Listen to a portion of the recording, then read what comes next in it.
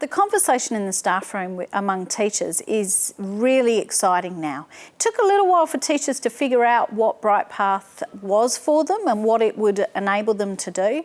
Now teachers are excited about it, and now they're able to say, I know exactly how to teach my students what they need to know to get them to the next level. You take a sample of exemplars that you run throughout the school, a sample of work that they're working on, and you say to them, I'm going to give you the time to sit in school, discuss these samples with your colleagues, with your professional learning team, and you're going to then look at how your own school samples rate with the exemplars that underpin the teacher's ruler. Giving them that, they immediately saw, wow, look at this. My students are falling onto this teacher ruler. I can see where everybody's placed, and I can determine now how I'm going to use that data. When you first you start using Brightpath, you get them to do a piece of writing, and as a teacher you read through it and you look at it, but then you compare it to lots of other examples of writing, and then from that you score your students, and then from that you can see how they're distributed across the cohort.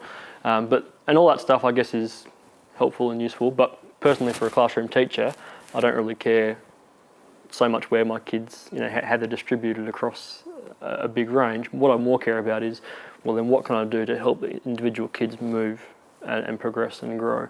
So there's the teaching points tab in Brightpath, so you click on that and it shows what the students need to be targeted and what they need to be explicitly taught to be able to move to progress to the next stage of that particular writing genre. I was thinking about how am I going to get the students to actually know this. So I actually screenshotted the teaching points and I made up sheets for each student with all the teaching points that they needed to work on, and I gave it to them. I think it was nice to have that guided writing kind of experience where there was maybe 2 or 3 students who had the same teaching points that I'd got from Brightpath, got them together, read through their bits of work, discussed what was great about it, what some of the teaching points, and we just picked one of those things and worked on it. And that's what we worked on for a couple of weeks with some of the students. They certainly improved their writing because of it. I think it was probably some of the most valuable explicit writing sessions we'd had all year by using this information.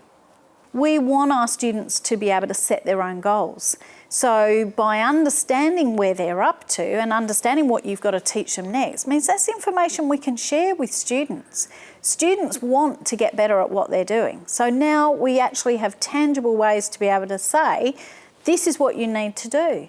So kids can set their own goals. That's really exciting.